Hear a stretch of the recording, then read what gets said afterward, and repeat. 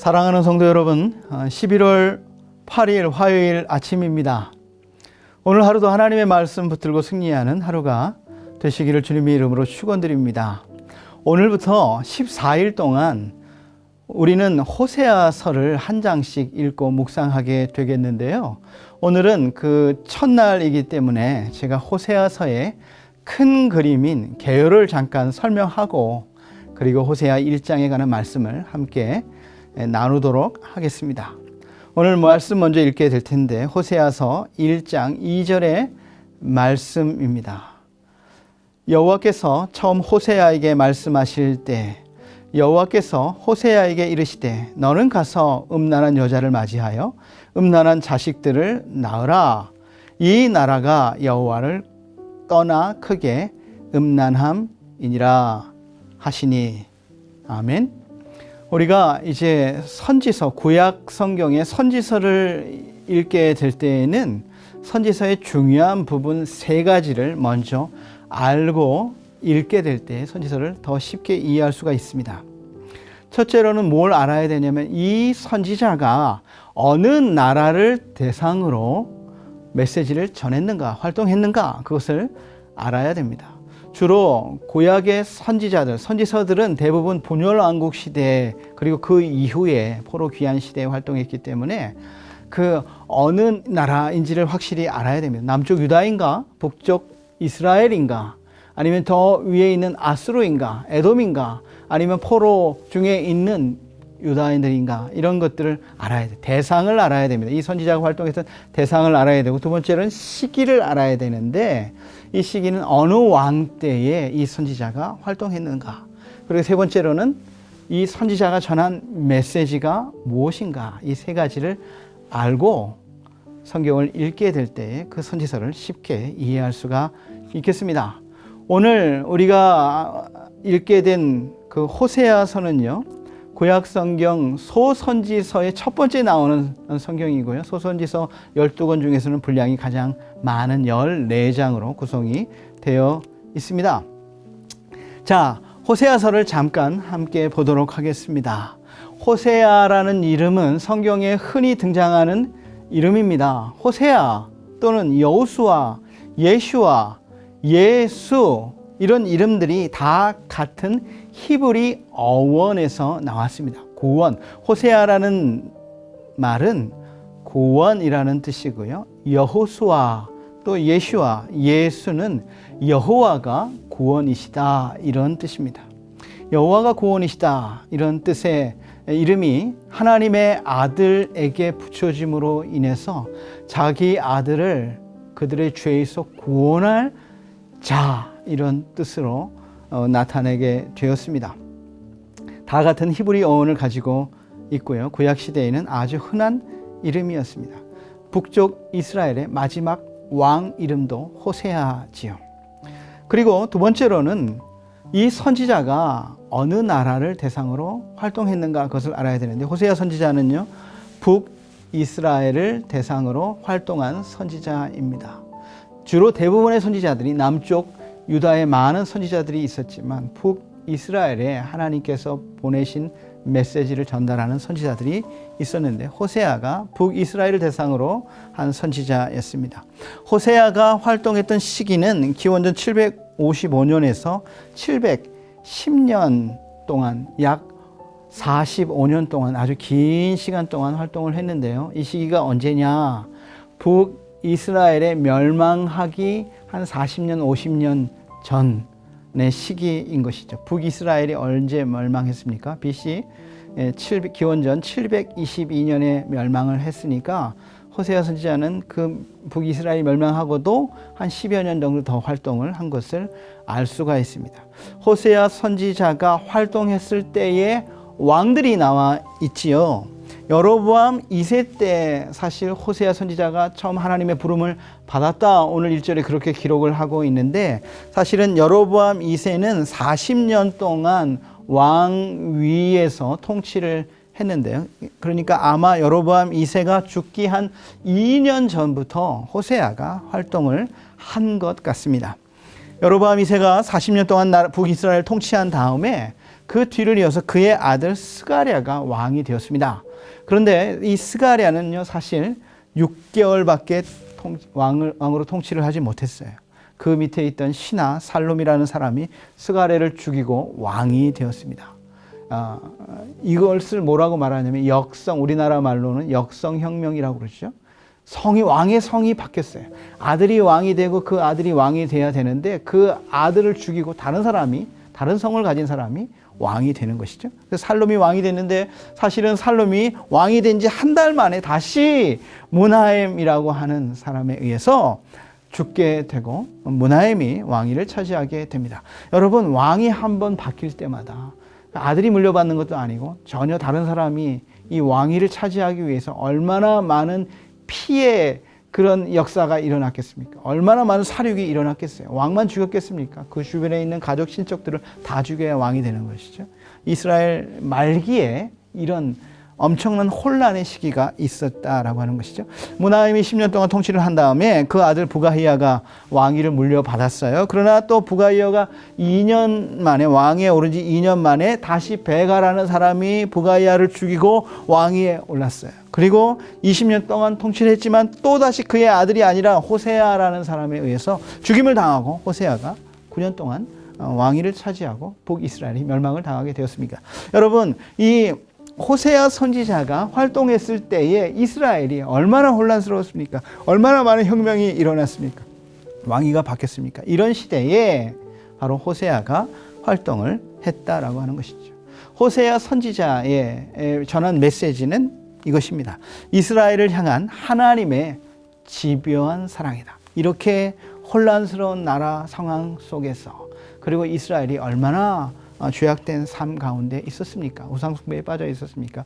그러나 하나님의 변함없는 사랑, 집요한 사랑의 메시지를 전하고 있는 것이죠.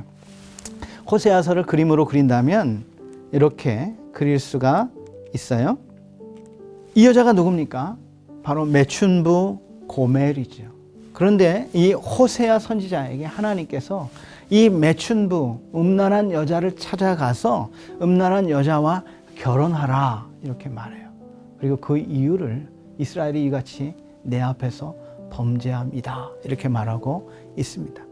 음란한 여인과 같은 영적으로, 도덕적으로, 성적으로 타락했던 이 이스라엘이지만 하나님께서는 그 이스라엘을 포기하지 않고 거룩한 신부로 삼으시고 포기하지 않는 사랑으로 품으신다라고 하는 메시지가 바로 이 호세아서에 지속적으로 기록되어 있는 말씀입니다. 내용을 간단하게 요약해 보면 호세아의 개인적인 불행은 이스라엘의 국가적인 불행의 강렬한 예화입니다. 바로 호세아를 통해서 하나님이 이스라엘을 어떻게 사랑하시는지를 보여주고 있는 것이죠. 호세아와 그 부정한 아내 고멜 사이, 그리고 여호와 하나님과 그 불충한 백성 북이스라엘 사이에 일방적인 사랑이죠. 호세아의 일방적인 사랑. 이 여인은 또 남편을 버리고 또 다른 곳으로 가지만 또 찾아가는 또 다시 아내로 삼는 그 일방적인 사랑처럼 하나님의 이 일방적인 사랑과 신실함에 대해서 말씀하고 있는 것이죠. 고멜이 호세아의 아내가 된 것처럼, 사실 아내에 될 자격이 없어요. 그러나 아내가 된 것처럼 이스라엘은 하나님에 대하여 신부가 되었죠. 두 경우 모두 이 아내들은 창부같이 행했습니다. 다른 연인을 따라갔습니다. 하지만 그 무조건적인 사랑은 배반을 당하여도 계속해서 도망간 아내를 찾게 했습니다. 호세아의 경우에는 어떻게 했습니까? 바로 이 아내를 노예시장에서 다시 돈을 주고 사와 다시 아내로 삼는 것을 의미했고, 이스라엘의 경우에는 정결하게 하는 하나님의 심판, 그 뒤이어 다시 약속의 땅으로 회복되는 것을 의미했습니다.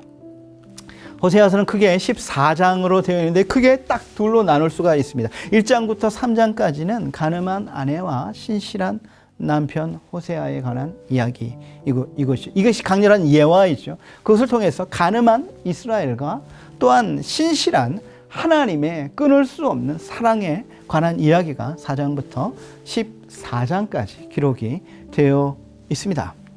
북이스라엘 왕국에서 일어난 사건이었고요. BC 755년에서 710년까지의 과정을 기록하고 있습니다. 오늘 1장에서 몇 가지 나눌 말씀은 이것입니다. 호세아의 예언적 결혼이죠.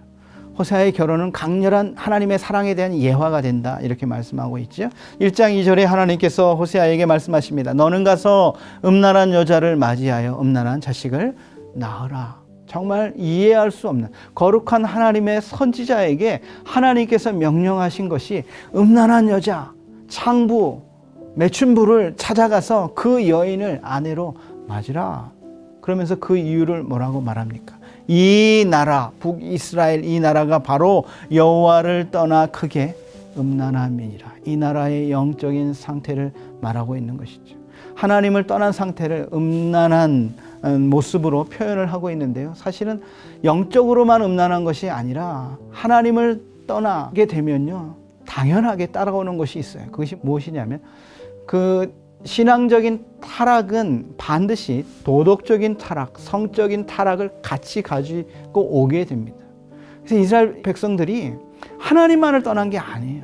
그들이 도덕적으로, 성적으로 너무나 음란하고 타락한 그들의 모습을 보여주고 있는 것이죠. 그 음란한 여인을 아내로 맞으라. 그리고 자식을 낳으라 그랬어요. 그래서 결혼해서 낳은 아들들이, 자녀들이 있지요. 호세아에게서 첫 번째 아들이 태어났는데 그 아들의 이름을 이스르엘이라 하라, 이름을 알려주셨어요. 이 이름을 통해서 하나님께서 주시고자 하는 메시지가 무엇입니까? 바로 이스라엘에 관한 강력한 경고인 것이죠. 죄에게서 돌아오라고 하는 것이죠. 여러분, 이스라엘은 북이스라엘 땅에 있는 지명입니다. 여기서 100년 전에 어떤 사건이 일어났냐 하면 아합이 있죠. 북이스라엘의 가장 영적으로 타락한 시대의 왕을 뽑으라고 하면 아합 왕을 뽑을 수가 있는데, 이 아합 왕은 이미 아람과의 전쟁에서 죽었고요. 그의 70명의 아들들, 아합의 아들인 요람 왕과 그의 아합의 70명의 아들들, 그리고 이세벨이 그 아합의 군대 장관인 예후에 의해서 다 죽임을 당하고 예후가 이제 이스라엘의 왕이 됐습니다. 그 죽임을 당한 장소가 이스라엘이에요. 그래서 이스라엘이라고 그 첫 번째 아들의 이름, 하나님이 흩으신다라는 뜻인데요. 이름을 주신 이유가 무엇입니까? 죄악 가운데 계속해서 그렇게 가면 이런 하나님의 심판을 받는다고 하는 경고를 주시는 것이죠. 두 번째 아이를 낳았습니다. 딸을 낳았는데요. 딸의 이름을 루하마라 하라 그랬습니다. 이 로라는 히브리 말의 로는 부정입니다. no라는 뜻이에요. 루하마는 자비라는 뜻이죠. 자비가 없다, no mercy 이런 뜻입니다. 자비를 얻지 못한다는 것이죠. 하나님의 사랑, 하나님의 사랑의 대상이죠. 이스라엘이 하나님의 자비의 대상이죠. 하나님의 긍휼의 대상이었던 이스라엘이었었는데 이제 더 이상 자비가 없다, 이제 더 이상 긍휼이 없다, 이제 더 이상 사랑이 없다. 루하마, 더 이상 죄악으로 가게 될 때 너희는 망하게 될 것이라고 하는 하나님의 강력한 경고가 두 번째 이름 속에 들어 있습니다. 세 번째 다시 아들을 낳았는데 그 아들의 이름을 로암미라고 지으라고 했습니다. 여기 로는 부정이라고 했죠. 암미는 내 백성인데 내 백성이 아니다 이런 뜻이죠. No my people 이런 뜻이죠. 여러분, 이스라엘 백성들과 하나님과는 언약을 맺었어요. 시내산에서. 나는 너의 하나님이 되고 너희는 나의 백성이 될 것이다 하고 언약을 맺었었는데 이제 너희들은 이제 내 백성이 아니야 라고 하나님께서 선언하고 있는 것입니다. 사실 이것은 하나님의 진심이 아니에요. 하나님의 경고죠. 계속해서 죄악으로 그렇게 달려가다가는 하나님의 심판이 있을 것이야. 너희들 그렇게 가다가는 멸망을 당할 것이야 하고 하는 하나님의 강력한 메시지가 이 자녀들의 이름 속에 담겨져 있는 것이지요. 여러분, 우리가 이스라엘의 역사를 알지만 불행하게도 이스라엘은 죄악 가운데 계속해서 끊임없이 달려가다가 결국에는 BC 722년에 아수르에 의해 멸망을 당해서 다 그 민족이 흩어지게 되지 않습니까? 그래서 그 이후에 많은 혼혈들, 이방인들과 결혼한 혼혈들이 생겨나서 그 이후에 사마리아인들도 이방인의 피가 섞인 유대인들이 되지 않았습니까? 그런데 여기서 끝나지 않는다는 거예요. 하나님의 식어지지 않는 하나님의 사랑을 그 뒤에 말씀하고 있습니다. 10절인데요. 이렇게 말하고 있어요. 그러나 이스라엘 자손의 수가 바닷가의 모래같이 되어 헤아릴 수도 없고 셀 수도 없을 것이며 전에 그들에게 이르기를 너희는 내 백성이 아니라 한 그곳에서 그들에게 이르기를 너희는 살아계신 하나님의 아들들이라 할 것이라. 이에 유다 자손과 이스라엘 자손이 함께 모여 한 우두머리를 세우고 그 땅에서부터 올라오리니 이스라엘의 날이 클 것이미로다. 2장 1절에 너희 형제에게는 암미라고 로암미에서 암미가 됐어요. 내 백성이 아니다 했는데 내 백성이 되었어요. 그리고 너희 자매에게는 루하마라 하라. 루하마 자비가 없다, 긍휼이 없다 그랬었는데 이제는 사랑을 받을 자예요, 자비를 받을 자예요, 긍휼을 받을 자가 되었다, 이렇게 말씀하고 있는 것이죠. 여러분, 여기에 이스라엘 자손과 함께 모여 한 우두머리를 세우고 그 땅에서부터 올라오리라고 한 이후에 바로 한 우두머리가 나타난다고 했는데 이 우두머리는 궁극적으로 누구를 의미하겠습니까? 바로 예수님을 의미하는 것이죠. 주님이 바로 구원자로 오실 그때가 되면 그 예수님을 통해서 모든 사람들을 다 하나님의 백성으로 다시 회복시켜 주실 것이다 라고 하는 이 약속이 바로 이 성경 속에 들어 있습니다. 여러분, 에베소서 2장에도 이렇게 말씀하고 있지요. 우리가 에베소 2장을 너무나 잘 알고 있지 않습니까? 11절입니다. 그러므로 생각하라. 너희는 그때에 육체로는 이방인이요 손으로 육체에 행한 할례를 받은 무리라 칭하는 자들로부터 할례를 받지 않은 무리라 칭함을 받는 자들이라. 그때에 너희는 그리스도 밖에 있었고 이스라엘 나라 밖에 사람이라. 약속의 언약들에 대하여는 외인이요 세상에서 소망이 없고 하나님도 없는 자이었다. 그러나 이제는 그렇게 말하고 있어요. 그리스도 예수 안에서 그리스도의 피로 하나님과 하나가 되었다. 하나님과 가까워졌다. 이렇게 말씀하고 있습니다. 사실 우리는 하나님의 사랑을 받을 자가 아니죠. 로루하마 하나님의 긍휼이 없는 자들이었습니다.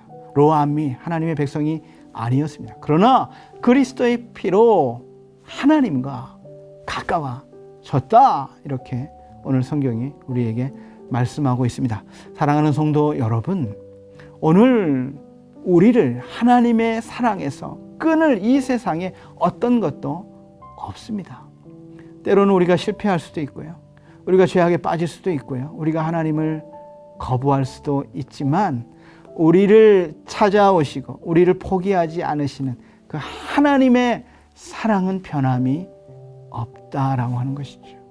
저와 여러분이 이 사랑으로 오늘도 살고 이 사랑으로 내일도 살고 주님 앞에 가는 날까지 이 사랑을 우리가 확신하고 믿음 가운데 나아갈 수 있는 저와 여러분이 되시기를 주님의 이름으로 축원드립니다. 기도하겠습니다. 참으로 좋으신 하나님 아버지, 감사합니다.